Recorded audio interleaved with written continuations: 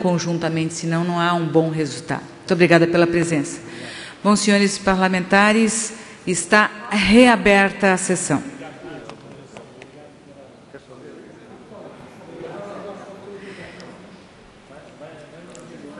Nós agora, ainda em explicações pessoais, o próximo orador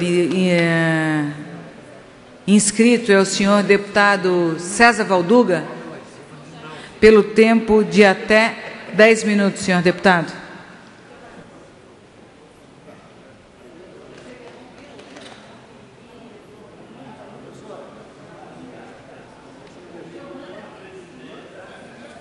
Cumprimentar Vossa Excelência e também a todos aqui que nos acompanham pela TVA e Rádio Digital, senhora Presidente.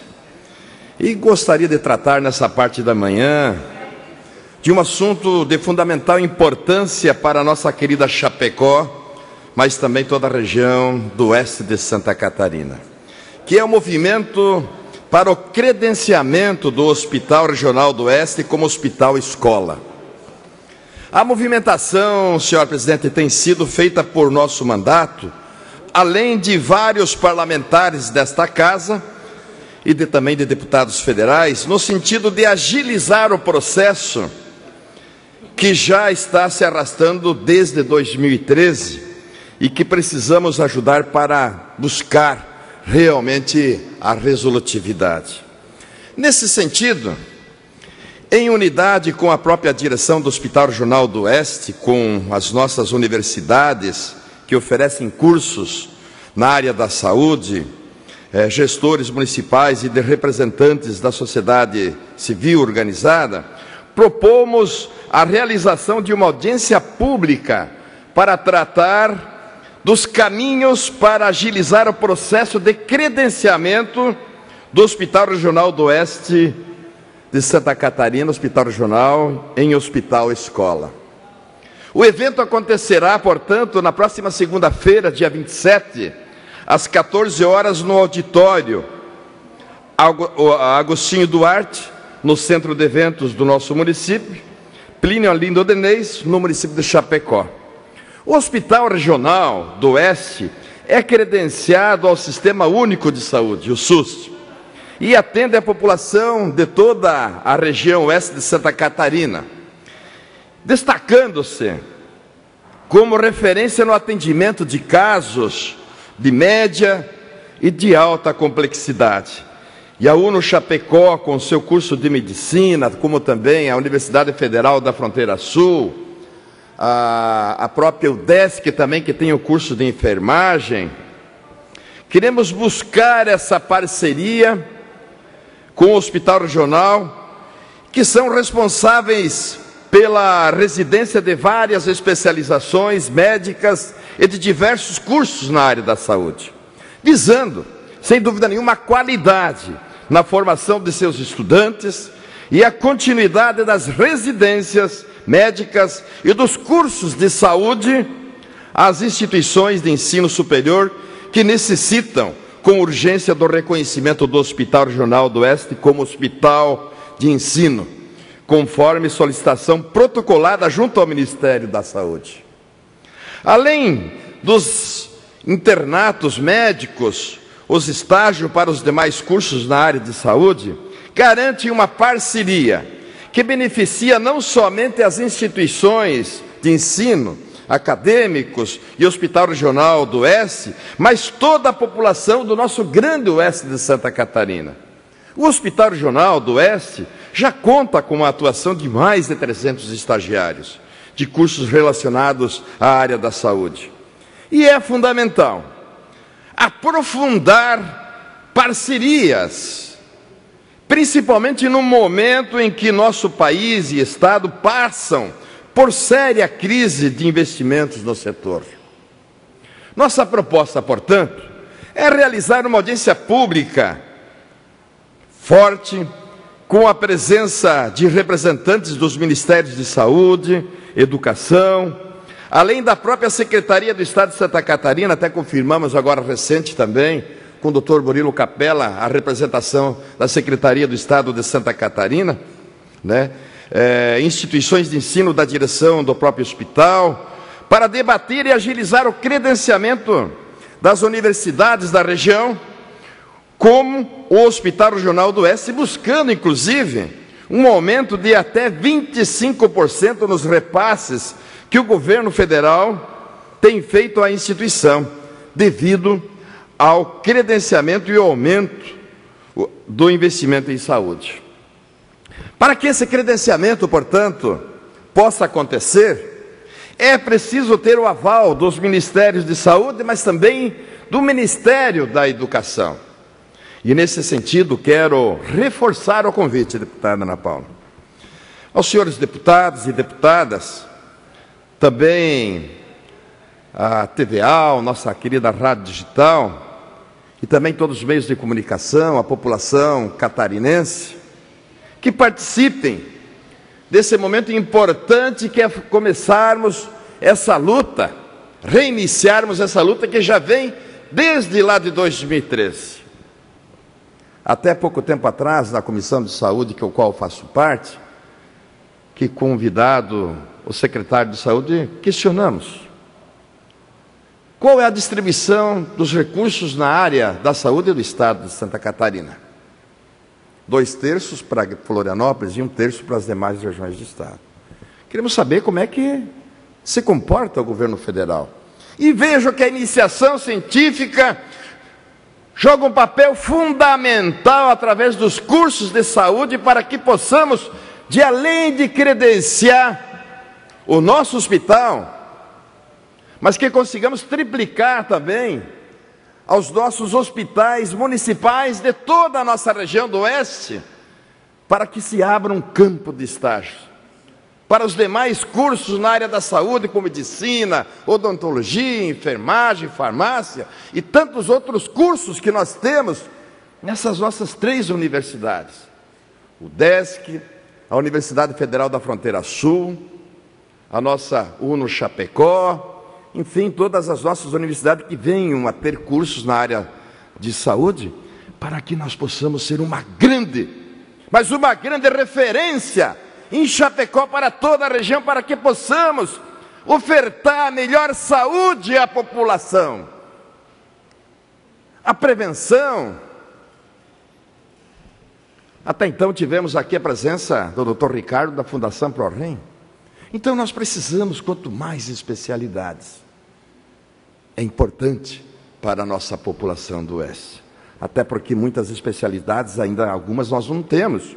E que, sem dúvida nenhuma, com a participação da iniciação científica, que é fundamental hoje na área da saúde, para que sim possamos buscar esse credenciamento que tem como aumentar em 25% os recursos do governo federal para o nosso hospital regional e também servindo de campo de estágio o nosso Hospital Regional do Oeste para aqueles que estão se formando, os nossos formandos nas diversas áreas na área de saúde.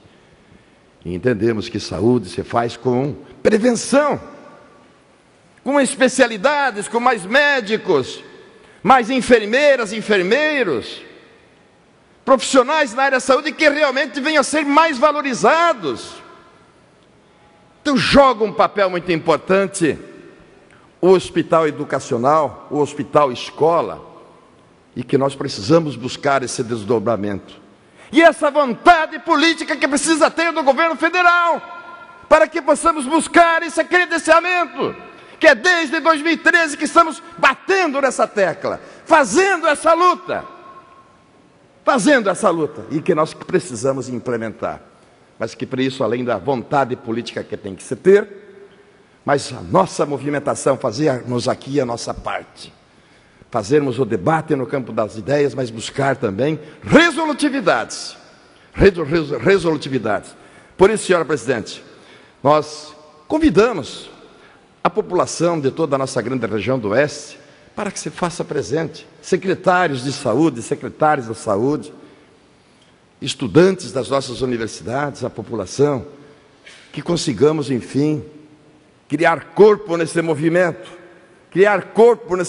até porque muitas coisas dependemos de nos mobilizar ainda, porque não existe a sensibilidade muitas vezes por parte do governo federal, se não tiver o movimento dos movimentos sociais, o nosso mesmo aqui nesse parlamento. Então, reforçar esse convite para que segunda-feira às 14 horas, no Centro de Eventos Chapecó, possamos realizar uma grande audiência pública. E aí a gente precisa contar, sem dúvida nenhuma, com os nossos deputados federais, com os nossos senadores do estado de Santa Catarina, aqui convidando os deputados estaduais desta casa, para que nos ajudem lá no Oeste, fazer esse debate e que possamos ir na veia, do Ministério da Saúde, o qual precisa, Ana Paula, corrigir essa tabela do SUS, que já há 13 anos que não se corrige. Mais um minuto, senhor deputado. Corrigir a tabela do SUS, que já há 13 anos não se corrige. A dívida do governo federal com o governo do estado também precisa ser revisto. Tivemos, inclusive, agora, semana passada, numa conversa com a Casa Civil, com os hospitais filantrópicos, para que consigamos dar agilidade em resolver os problemas de dívidas do governo federal com os nossos hospitais filantrópicos no estado de Santa Catarina. Mas então, essas seriam minhas palavras, senhora presidente, e a vontade é essa, é o credenciamento do hospital regional se transformando em hospital educacional para que possamos melhorar a nossa saúde em Chapecó, mas também toda a região do Oeste para ofertar mais qualidade, né, tanto na questão do ensino, mas também na própria questão da educação. Obrigado, senhor presidente. Muito obrigada, senhor deputado César Valduga. Ainda em breves comunicações, próximo orador inscrito, senhor deputado Maurício Skudlak. Senhor deputado, o senhor tem um tempo de até 10 minutos.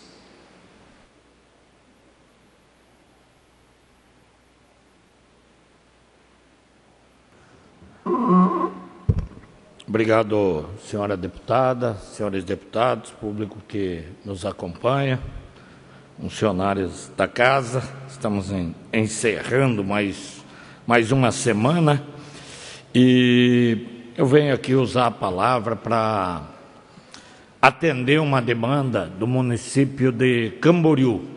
Recebi um comunicado lá do vereador Márcio Pereira e o problema da energia elétrica, me parece, está mais grave do que todos imaginamos.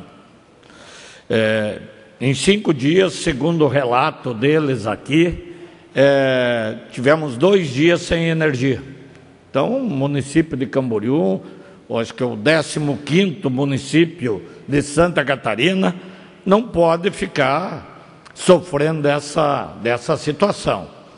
Eu quero reconhecer que o presidente da Celesc, o Cleverson, sempre que chamado, nas demandas que têm ocorrido no Alto Vale, em outras regiões, tem de pronto dado respostas, colocado à disposição, solucionado os problemas, repassado as informações, e isso é importante. Mas a questão de Camboriú tem que ser olhado com carinho. Aí, inclusive, o vereador Márcio Pereira me mandou aqui algumas postagens na internet.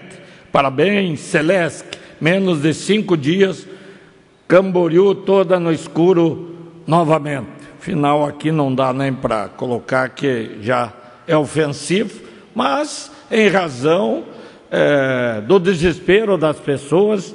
Imagine à noite em casa com filhos, chega do trabalho e a cidade, uma parte da cidade sem energia elétrica. Nunca vi, Paulo Roberto, nunca vi um lugar para faltar tanta energia elétrica igual esse Camboriú.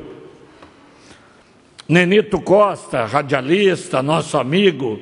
Olha, amigos, chega a ser vergonhoso o que acontece em Camboriú. Qualquer chuva que cai, a energia, a Celesc abusa com o povo do município.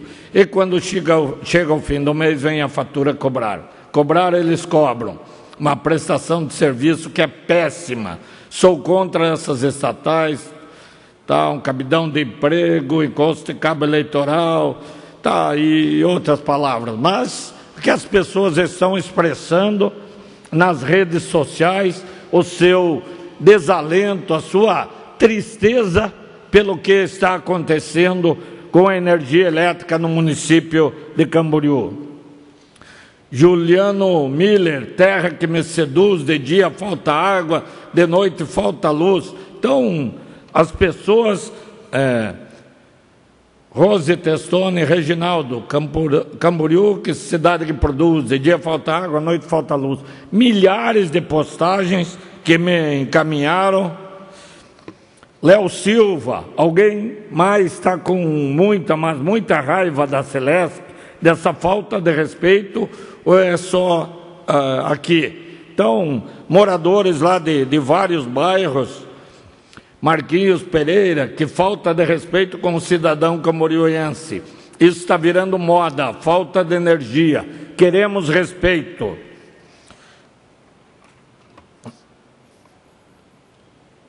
Estamos em treinamento para a falta de energia que ocorrerá no verão. Prepare-se, Celesc. Nem a demanda aumentou, nem estamos na temporada. Não é em Balneário Camboriú, é em Camboriú, mas Camboriú é uma cidade ali irmã, na verdade é a cidade mãe de Balneário Camboriú, né? E assim está. Nem vou mostrar todos, que tem alguns ofensivos, mas claro, porque o cidadão não tem a quem recorrer, o problema é crônico, e eu espero que a presidência da Celesc, na pessoa do presidente, do Cleverson, do Antônio Zimmermann, pessoas que a gente conhece, que sabe da retidão administrativa que procuram imprimir, para que deem uma atenção ao município de Camboriú. Nós temos tido problema no Alto Vale, do município de Salete, tenho recebido constantes reclamações, do município de Mundaí, município de Anchieta, vários municípios de Santa Catarina com problema. No oeste, no extremo oeste, no Alto Vale e aqui no litoral, como é o caso de Camboriú. Então a Celesc tem que adotar uma providência, dar uma solução, porque realmente a preocupação, o desespero das pessoas é muito grande. Então, a Celesc adote as providências necessárias para resolver o problema do município de Camboriú e dos demais municípios com relação à energia elétrica. E também, senhora presidente, eu recebi cópia aqui, nós conversamos, tivemos reunião da bancada de semana e estava o presidente Silvio Drevik para dizer que nos próximos dias vai trazer para plenário, para votação, o projeto que acaba com a pensão de ex-governadores. Eu acho que já não é sem tempo, nós temos que resolver essa questão. Nós temos a emenda à Constituição de autoria do deputado Padre Pedro Baldiceira, que revoga o artigo 195 da Constituição. Esse artigo garante a pensão aos ex-governadores e garante atendimento médico durante o exercício do mandato. Então, o artigo, o projeto do deputado Padre Pedro acaba com tudo de imediato. Inclusive, o Estado não teria base legal para pagar os atuais ex-governadores e as viúvas aí que recebem pensão. Nós fizemos uma emenda, já que das viúvas, de quem está recebendo, está sendo discutido no Supremo Tribunal Federal, fiz uma emenda garantindo assistência médica enquanto está no exercício do mandato, com parágrafo único: cessado ou encerrado o mandato, o titular do cargo de governador do Estado não terá direito a qualquer remuneração ou subsídio em razão do cargo exercido. Então, pela minha emenda, garante assistência médica no exercício do cargo, que é justo, e encerrou o mandato, não tem mais qualquer tipo de remuneração ou subsídio. Então, essa é a nossa emenda. E teve uma emenda do deputado Kennedy Nunes, que é o titular do cargo de governador do Estado, ele fará jus ao igual tempo em que ele esteve no exercício do cargo. Então, se ficou 1 mês, 6 meses, o problema é que temos governador com 8 anos, daí também a sociedade catarinense não aceita mais isso. Particularmente, acho que a minha emenda é a mais coerente, garante assistência médica durante o exercício do cargo, terminou o mandato, acabou, a pessoa vai voltar, com o que ele contribuía, com o que é a sua profissão, ele vai ter direito à aposentadoria com aquela remuneração que ele tinha. Então, acho que isso é justo. Segundo o presidente, vai trazer esse tema para que os deputados definam. Na Comissão de Constituição e Justiça, foi acatada a minha emenda como um substitutivo global, e depois na Finanças, parecer deputado Coruja, foi acatado o projeto original, que acaba com tudo. Então, eu vejo que nós, a casa aqui, vamos ter que tomar uma decisão. Aqui, votar ou o projeto original, ou a nossa emenda, que pode ser apresentada como destaque em plenário, ou a emenda de autoria do deputado Kennedy Nunes. Mas que tem que acabar com a aposentadoria com pensão de ex-governador. É claro, é uma cobrança da sociedade e nós não podemos, nesse momento de tantas dificuldades na saúde, em todos os locais, segurança, ter privilégios, enquanto um se aposenta pelo que contribuiu, outro, de repente, fica alguns meses no cargo e tem uma aposentadoria desse tamanho. Obrigado, senhor. Muito bem, senhor deputado Maurício Skudlak.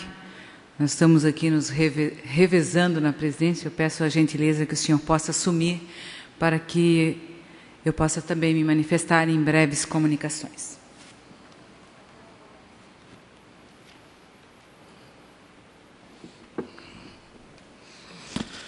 Obrigado, deputada Ana Paula. Então, com a palavra, em breves comunicações, por até 10 minutos. Muito obrigada, senhor deputado. Cumprimentar também quem nos acompanhou a manhã inteira dessa sessão ordinária, que se encontra nessa Casa de Leis, a quem nos acompanha pela TV Assembleia e pela nossa rádio. Tem acontecido muita coisa esquisita, estranha, esdrúxula e lamentável no nosso país. Porque no dia de essa semana, acredito, até o final, cada dia é um susto. É um susto para as pessoas de bem e também para aquelas pessoas que saíram às ruas para pedir a saída de uma presidenta honesta do governo do nosso país, porque não cometeu nenhum crime. Esse presidente que governa o nosso país, ele tem feito coisas que realmente causam muito espanto. Ele nomeou, senhor deputado Maurício Skudlak, senhor que é da área da segurança, o novo diretor da Polícia Federal, que disse no seu pronunciamento que uma mala com R$500 mil encontrada no apartamento daquele que sempre defendeu Temer e que agora está encarcerado, mas logo, logo deve sair, porque a justiça não é para todos. Ele disse que uma mala de R$500 mil não é suficiente para dizer que é crime. Ora, se acha, o senhor que é delegado, investigador, achar num apartamento uma mala de R$500 mil não é objeto de crime, então eu não sei o que é. Então, eu não sei o que é. Essas e outras. Ontem mesmo, ele nomeou o ministro Marum, aquele que defendeu Eduardo Cunha, que diz que Eduardo Cunha não tem culpa nenhuma, manja, a mulher dele tinha conta no exterior, a mulher dele também foi absolvida por esse juiz Sérgio Moro, né? E com aquelas bolsas caríssimas que comprava. Esse Marum, né, que fez aquela dancinha lá no Congresso Nacional, na Câmara dos Deputados, fazendo, inclusive, uma manifestação de muita alegria, porque Temer também não foi cassado, não foi afastado do cargo. Esse tipo que está acontecendo no nosso país. E o mais absurdo, senhor deputado, é a respeito daquilo que o senhor falou aqui, da aposentadoria dos ex-governadores. Nós temos ex-governador aqui que ficou 8 meses no cargo, está aposentado. É um absurdo.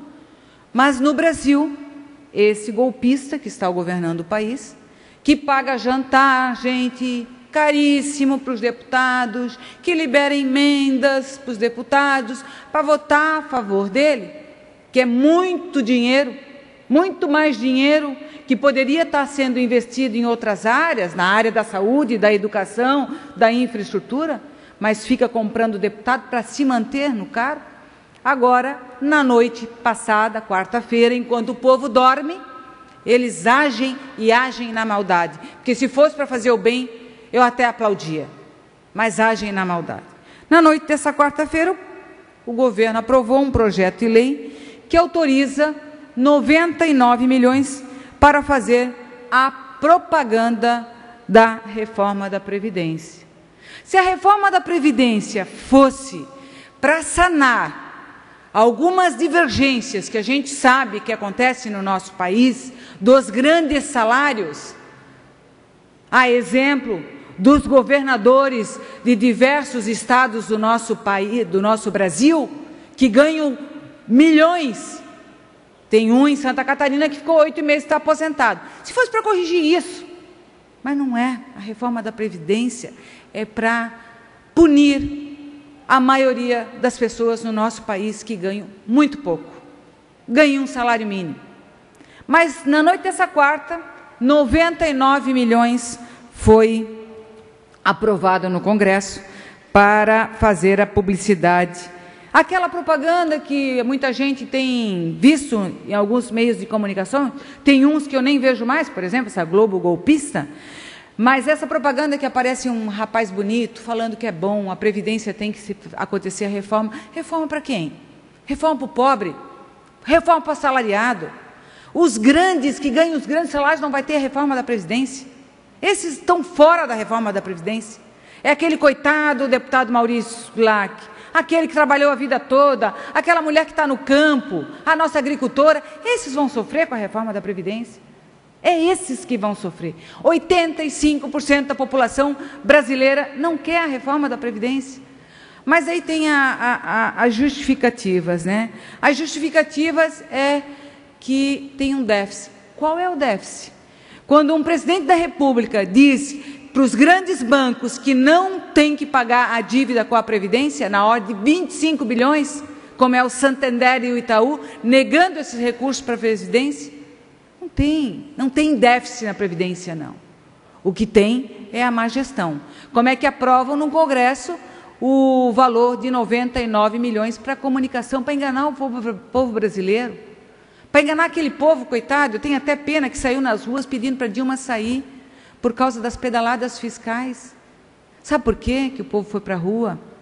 A exemplo desse diretor da Polícia Federal que diz, nomeado pelo Temer, que diz que R$500 mil dentro do apartamento não pode ser suficiente para ser crime. Mas ele foi para a rua dizer que iria acabar com a corrupção no Brasil. Esse diretor da Polícia Federal, ano passado, estava na rua. E agora ele acha R$500 mil dentro do apartamento e diz que isso não é suficiente para constatar um crime. Então, o Palácio do Planalto tem se esforçado muito, tem pagado muito café da manhã, muito jantar, muito uísque, muita conversa, muita liberação de emenda, muita compra de deputado, muitos apartamentos com muitos milhões de dinheiro. A exemplo desse, esse foi uma pontinha do iceberg. Certamente essa compra de um cala-boca no Congresso Nacional, certamente é para que não aconteça mais investigações. Por isso a troca do comando da Polícia Federal feito por Michel Temer. Mas para conquistar esses votos para a aprovação da reforma, que eles querem a todo custo fazer a reforma da Previdência para punir o povo brasileiro, aqueles que ganham muito pouco, essa reforma vai dificultar o acesso dos brasileiros à aposentadoria. Então, em crise financeira, prefeituras também estão sendo chamadas, pedindo socorro de recursos para as prefeituras de dos 5 mil e tantos municípios que tem no nosso Brasil. O presidente da Confederação também foi chamado pelo golpista para fazer a negociata, para botar um pouquinho, uma migalha de dinheiro no fundo de participação dos municípios, para que os prefeitos convençam os seus parlamentares, deputados, para aprovarem a reforma da Previdência. Fique de olho, povo catarinense, quem é que vai votar contra você nessa reforma da Previdência? E esses acordos têm acontecido a qualquer momento. Então, dessa forma, é lamentável, senhor presidente, que a gente aqui está discutindo há muitos anos o fim da aposentadoria, porque deputado não tem aposentadoria aqui, isso já caiu há muito tempo. O fim da aposentadoria dos governadores, aqueles que ficam muito pouco tempo no poder, 8 meses a estar aposentado, é certo isso? Não é certo. Daí a pessoa que trabalhou 30 anos, 30 e poucos anos, a vida inteira com 60 anos, não pode se aposentar ganhando às vezes um salário mínimo. Então, por isso que eu não sou a favor desse tipo de reforma, não, porque quem vai pagar essa reforma é o pobre, é o trabalhador, é a trabalhadora, e os grandes não. Os grandes fazem outro tipo de aposentadoria, ganhando grandes salários, com condições, inclusive, de pagar uma aposentadoria privada. O pequeno não tem, não. Me coloque uma professora com mais de 60 anos, dentro de uma sala de aula, não tem condições de fazer a educação necessária. Ela que contribuiu uma vida inteira para a Previdência. Dessa forma, a reforma da Previdência é amplamente rejeitada pela nossa população. 85% da nossa população é contra a reforma da Previdência,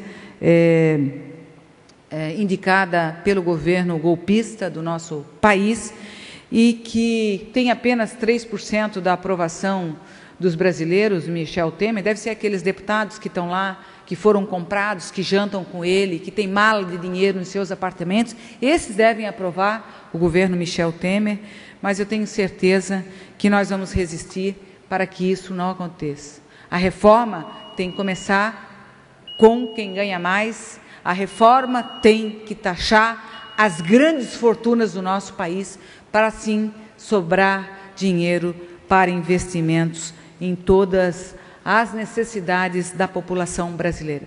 Contra a reforma da Previdência e para que a gente faça justiça com o povo brasileiro, senhor presidente. Era essa a minha manifestação. Muito obrigada. Obrigado, deputada Ana Paula Lema.